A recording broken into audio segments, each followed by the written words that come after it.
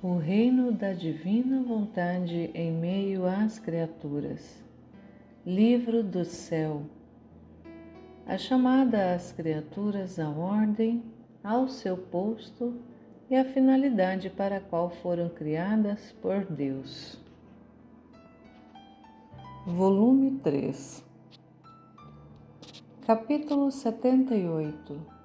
6 de junho de 1900. Luísa crucificada evita alguns castigos sobre Corato. Como meu adorável Jesus continuava sem se fazer ver com clareza, esta manhã, tendo recebido a comunhão, o confessor pôs a intenção da crucificação. Enquanto me encontrava neste estado de sofrimento, o bendito Jesus, quase atraído por minhas penas, mostrou-se com clareza. Ó Deus, quem pode dizer os sofrimentos que sofria Jesus e o estado violento em que se encontrava? Porque, enquanto estava obrigado a mandar os castigos, sentia tal violência que não queria mandá-los. Dava tanta compaixão vê-lo neste estado, que se os homens o pudessem ver, ainda que seus corações fossem de diamante, se romperiam como vidro frágil pela tortura. Então comecei a implorar-lhe que se acalmasse e que se contentasse em fazer-me sofrer a mim e que perdoasse o povo. Depois acrescentei: Senhor, se não queres ouvir as minhas orações, sei que eu mereço. Se não queres ter compaixão dos povos, tens razão, porque grandes são as nossas iniquidades, mas peço-te em graça que tenhas compaixão de ti mesmo. Tem piedade da violência que te fazes ao castigar as tuas imagens.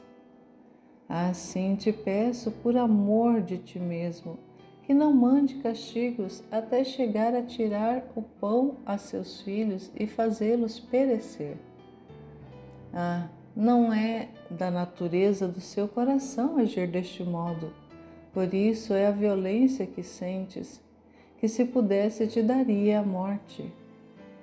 E ele todo aflito me disse: Minha filha, é a justiça que me faz violência, e o amor que tenho pelos homens me faz violência mais forte, tanto que de pôr a meu coração em angústias de morte ao castigar as criaturas.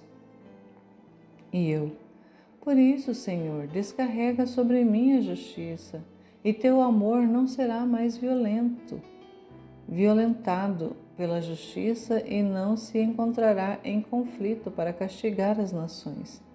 Porque, em verdade, como farão se tu agires como me fazes compreender, secando tudo o que serve de alimento ao homem?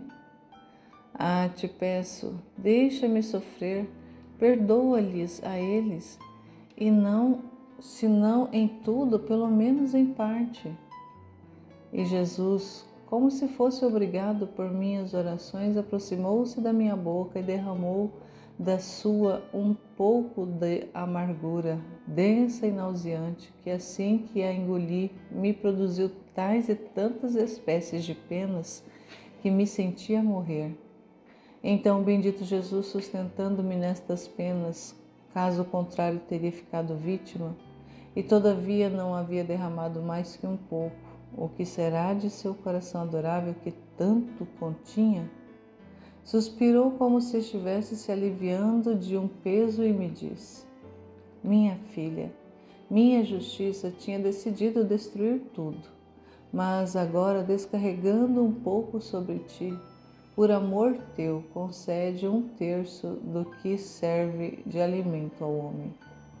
E eu: Senhor, é muito pouco, pelo menos a metade. E ele: Não, minha filha, aceita. E eu: Não, Senhor, se não me queres contentar por todos, pelo menos diz-me por Corato e por aqueles que me pertencem. E Jesus: Hoje está preparada uma saraivada que deve fazer grande dano. Tu estás com as dores da cruz. Sai de ti mesma e, em forma crucificada, vê no ar e põe em fuga os demônios de cima de Corato, porque ante tua forma crucificada não poderão resistir e irão à outra parte. Assim saí de mim mesma crucificada e vi a saraivada e os raios que estavam prestes a irromper sobre Corato. Quem pode dizer o espanto dos demônios? Com a vista de minha forma crucificada, corriam, mordiam os dedos de raiva e chegavam a tomá-la contra o confessor que esta manhã me tinha dado a obediência de sofrer a crucificação, já que contra mim não o podiam tomar. Aliás, eram obrigados a fugir de mim pelo sinal da redenção que advertiam. Então, depois de tê-los posto em fuga, retornei a mim mesma, encontrando-me em uma boa dose de sofrimentos. Seja tudo para a glória de Deus. Capítulo 79, 7 de junho de 1900. Jesus lhe entrega as chaves da justiça e uma luz para descobri-la. Como me encontrava sofredora, parecia que aqueles sofrimentos eram uma doce corrente que atraía meu bom Jesus a fazê-lo vir quase que continuamente. E me parecia que aquelas penas chamavam a Jesus para fazê-lo derramar em mim outras amarguras. Então, ao vir agora, me segurava em seus braços para me dar força, e agora derramava de novo.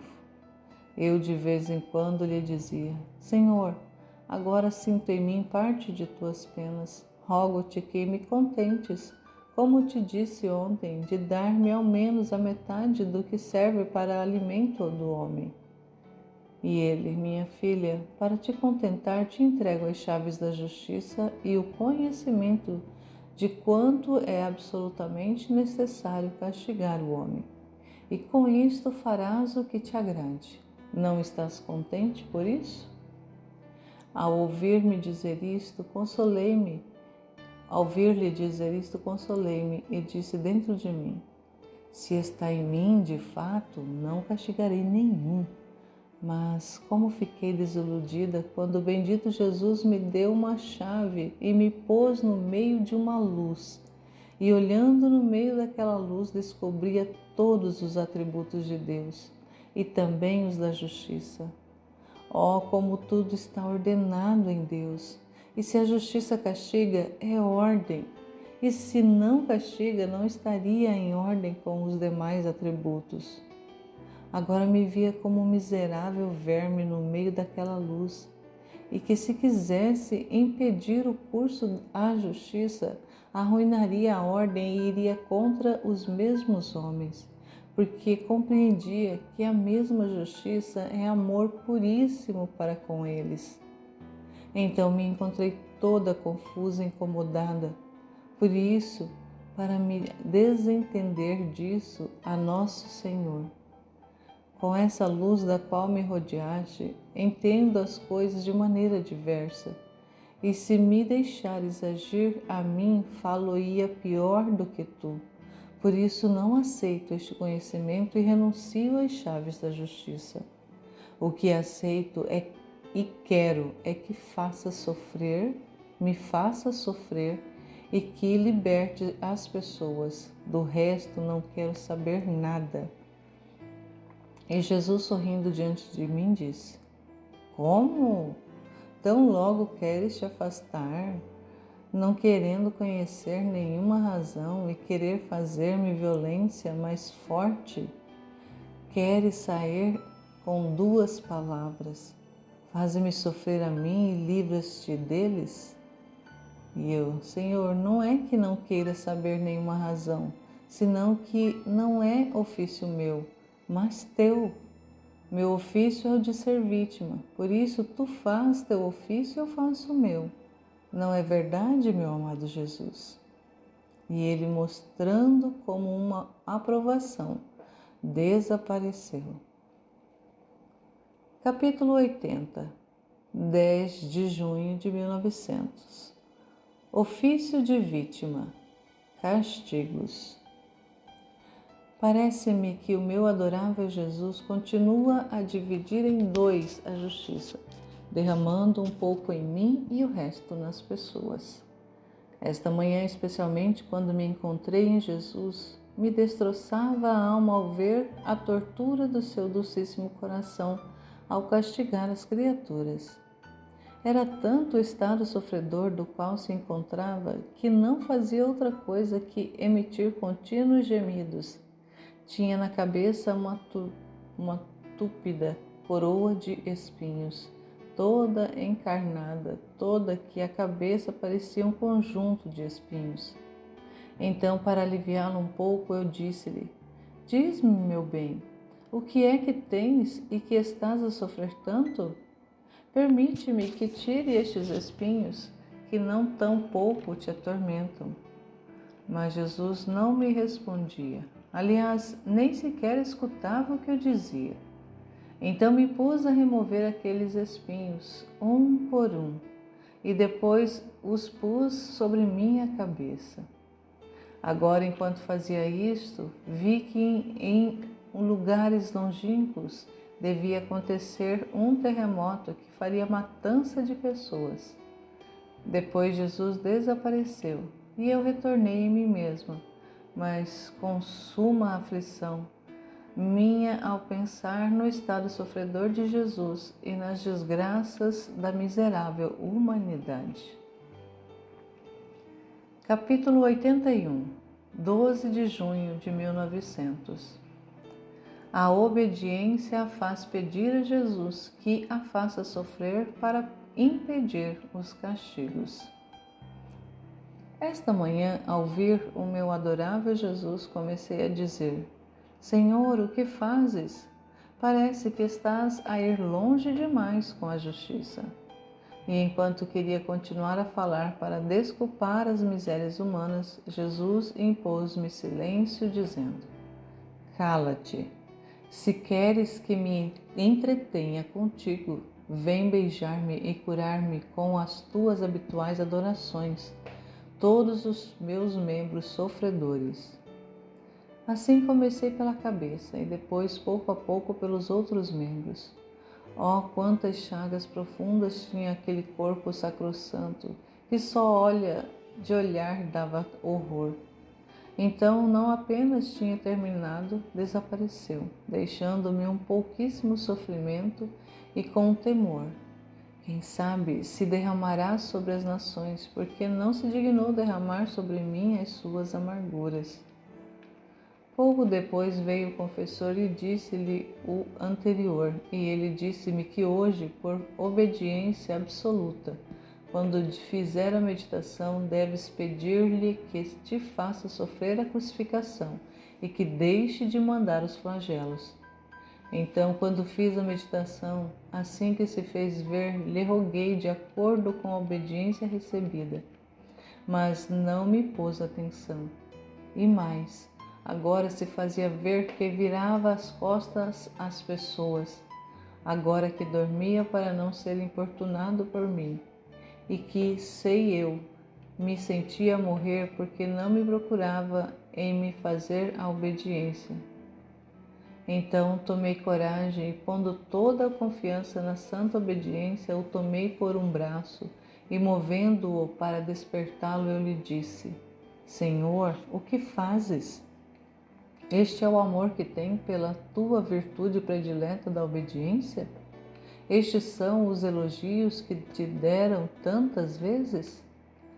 Estas são as honras que lhe concedeste até dizer que te sentes abalado e não podes resistir à virtude da obediência e sentes-te cativado pela alma que se doa nesta virtude, que agora parece que não te importas de me obedecer? Enquanto isto e outras coisas dizia, e que me prolongaria demasiado se quisesse descrevê-las, o bendito Jesus sacudiu-se e, como atingido por uma vivência de dor, rompeu um abundante pranto e, soluçando, disse: Nem eu quero mandar açoites, é a justiça que me obriga, quase a força. Mas tu, com este falar, queres me ferir ao vivo e tocar-me uma fibra muito delicada para mim e muito amada por mim, tanto que não quis outra hora, nem outro título que o de obediente, outra honra. E para te fazer ver que não me importe de te fazer obedecer, contudo, o que a justiça me obriga a não fazer, te compartilho em parte as dores da cruz. Enquanto fazia isto, desapareceu, deixando-me contente porque me fez obedecer e com um desgosto na alma, como se tivesse sido causa de fazer chorar ao Senhor com o meu falar. Ah, Senhor, peço que me perdoe. Capítulo 82, 14 de junho de 1900. Efeitos da cruz. Encontrando-me não pouco sofredor, meu adorável Jesus, ao ver todo, me compadecia e me disse: Minha filha, o que tens que sofres tanto? Deixe-me aliviar um pouco. Mas Jesus estava mais sofredor que eu. Assim que me deu um beijo e como estava crucificado, me atraiu fora de mim mesma e pôs minhas mãos nas suas, meus pés nos seus, minha cabeça apoiada sobre a sua e a sua sobre a minha. Como estava contente por me encontrar nesta posição, se bem que os cravos e os espinhos de Jesus me causavam dor. Eram dores que me davam alegria porque eram sofridos por amor ao meu amado bem. Aliás, queria que aumentassem. Também Jesus parecia contente comigo porque me tinha naquele modo em que me sentia atraída por ele. Parecia-me que Jesus me consolava e eu era consolação para ele. Então, nesta posição, saímos fora e, tendo encontrado o confessor, em seguida pedi por suas necessidades e disse ao Senhor que se dignasse fazer ouvir ao confessor como é doce e suave sua voz. Jesus, para me contentar, se dirigiu a ele e lhe falou da cruz, dizendo: A cruz absorve na alma minha divindade, a assemelha à minha humanidade e copia em si minhas mesmas obras. Depois continuamos a girar mais um pouco e quantas cenas dolorosas que trespassavam a alma de lado a lado. Estas graves iniquidades dos homens que nem sequer se curvam perante a justiça. Ao contrário, lançam-se com maior furor, como se quisessem dar duplas feridas por cada ferida, e a grande miséria que eles próprios se preparam. Então, com grande amargura, nos retiramos. Jesus desapareceu e eu me encontrei em mim mesma. Capítulo 83, 7 de junho de 1900. Colocar-se em Deus e não sair dos confins da paz é o mesmo.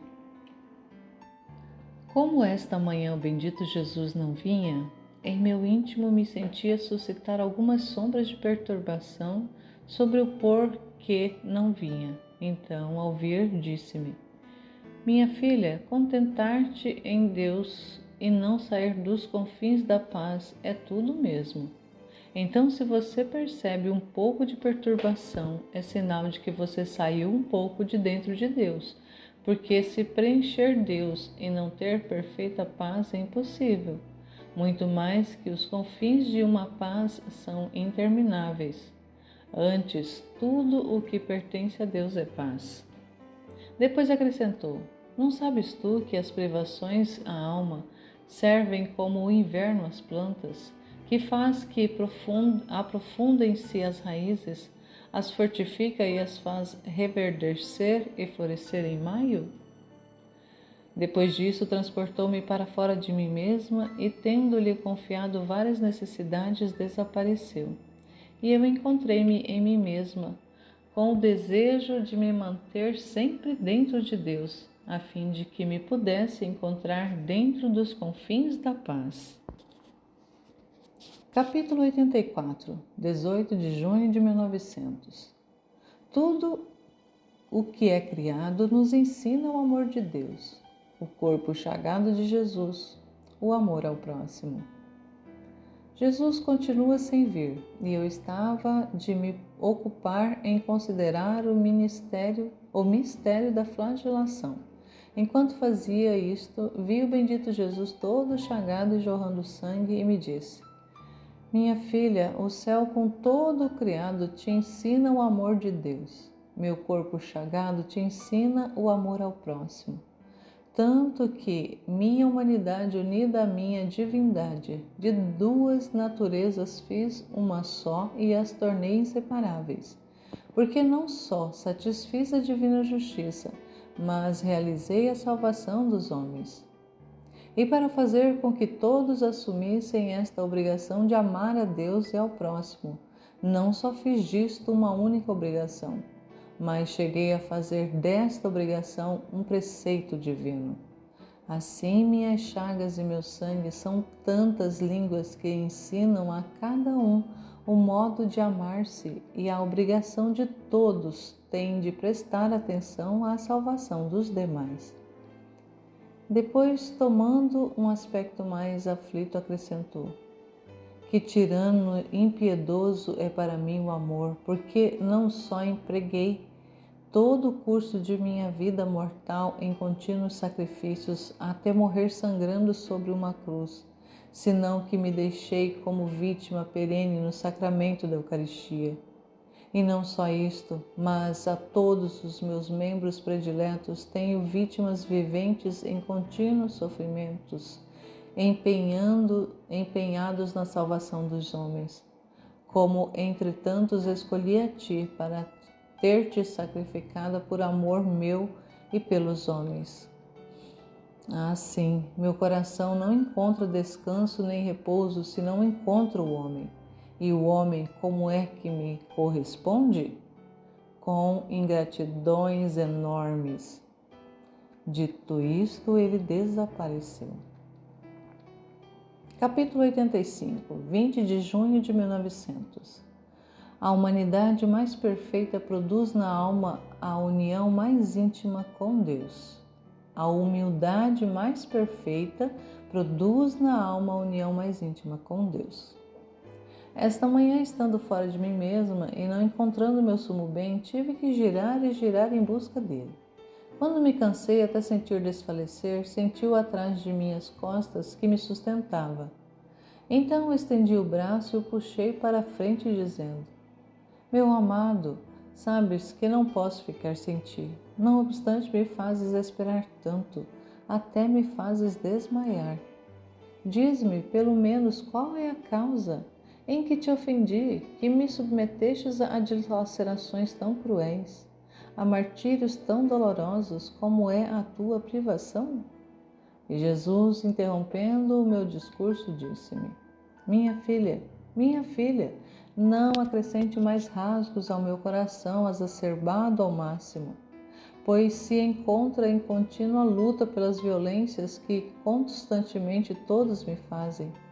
Violência me fazem as iniquidades dos homens, que atraindo sobre eles a justiça me forçam a puni-los, e a justiça, pondo-se em contínua luta com o amor que tenho pelos homens, rasga meu coração de modo tão doloroso, de me fazer morrer continuamente. Violência me fazes tu, porque vindo eu te conheço, sendo tu os castigos que eu estou enviando, não estás quieta, mas que me força e me faz violência e não quer que castigue. E sabendo eu que você não pode fazer de outra maneira ante minha presença, para não expor meu coração e uma luta mais feroz, me abstenho de ver. Por isso, não me violentes para me fazeres vir agora. Deixa-me desabafar a minha ira e não queiras aumentar as minhas penas com as tuas palavras. Quanto ao resto, não quero que pense, porque a humildade mais perfeita, mais sublime, é a de perder toda a razão e não discorrer sobre o porquê e de como, mas se desfazer no próprio nada. E enquanto a alma faz isto, sem adverti-la, encontra-se perdida em Deus. E isto produz nela a união mais íntima, o amor mais perfeito para o sumo bem. Isto consuma o proveito da alma, porque perdendo a própria razão, adquire a razão divina, e perdendo todo o pensamento sobre si mesma, isto é, se está fria ou quente, se são favoráveis ou adversas as coisas que lhe acontecem, se interessará e adquirirá uma linguagem toda celestial e divina. Além disso, a humildade produz na alma uma vestidura de segurança, pela que, envolta neste vestido de segurança, a alma está na calma mais profunda, embelezando-se toda para agradar ao seu querido e amado Jesus. Quem pode dizer como fiquei surpreendida por este falar de Jesus? Não tive nenhuma palavra para responder. Pouco depois desapareceu e eu me encontrei em mim mesma, quieta sim, mas aflita no máximo. Primeiro pelas aflições e lutas nas quais me encontrava meu amado Jesus, e depois pelo temor de que não visse. Quem poderá resistir? Como farei para suportar a mim mesma por sua ausência? Ah, Senhor, dá-me força para suportar tão duro martírio, tão insuportável a minha pobre alma. De resto, diga o que quiser, porque por mim não deixarei nenhum meio. Tentarei todos os caminhos, usarei todos os estratagemas para atraí-lo para que venha. Capítulo 86, 24 de junho de 1900. A cruz é o alimento da humildade. Depois de ter passado alguns dias de privação, em que no máximo se fazia ver como sombra, como um relâmpago, minhas potências as sentia todas adormecidas, de modo que eu mesma não entendia o que acontecia em meu interior. Neste adormecimento, uma só pena se despertava em meu interior, e era que me parecia que tinha acontecido como a um que, enquanto dorme, perde a vista, ou bem é despojado de todas suas riquezas, pelo que o miserável não pode nem doer-se, nem defender-se, nem usar algum meio para libertar-se de seus infortúnios. Pobrezinho, em que estado tão desastroso me encontra? Mas qual é a causa? O sonho, porque me estivesse acordada, certamente saberia defender-se de sua desventura. Assim é meu mísero estado. Não me é dado nem sequer dar um gemido, um suspiro, derramar uma lágrima, porque perdi de vista aquele que é todo o meu amor, todo o meu bem e de forma todo o meu contentamento. Parece que para que eu não sofra por sua privação, me adormeceu e me deixou-me. Ah, Senhor, acorda-te, atua-te, a fim de que possa ver em mim minhas misérias e conhecer ao menos do que estou privada. Agora, enquanto me encontrava neste estado, de dentro de mim ouvi o bendito Jesus que se lamentava continuamente. Esses lamentos feriam meus ouvidos e, despertando um pouco, disse: Meu só e único bem, por teus lamentos advirto o estado tão sofredor no qual te encontras. Isto te sucede porque queres sofrer só e não queres me fazer partícipe de tuas penas. E mais, para não me teres na tua companhia, fizeste-me adormecer e deixaste-me sem me fazer entender mais nada. Enquanto o porquê de tudo isto, para estar mais livre para punir. Mas tem compaixão de mim, pois sem ti estou cega, e tem compaixão de ti, porque é sempre bom em todas as circunstâncias ter quem te faça companhia, que te console e que de algum modo diminua a tua ira, porque por agora estás firmes em mandar açoites. Mas quando vires as tuas imagens a perecer da miséria, lamentarás mais do que agora e talvez me digas: ah, se tu tivesses empenhado mais em aplacar-me, se tivesse tomado sobre ti as penas das criaturas, não veria tão destroçados os meus próprios membros. Não é verdade, meu pacientíssimo Jesus? Ah, Jesus, Jesus, deixa-te sofrer um pouco e deixa-me sofrer em teu lugar. Enquanto isso dizia, ele se lamentava continuamente, quase no ato de querer ser compadecido e aliviado, mas queria que lhe arrancasse quase por força este mesmo alívio, pelo que depois de meus rogos, estendeu em meu interior suas mãos e pés cravados e me participou um pouco suas penas.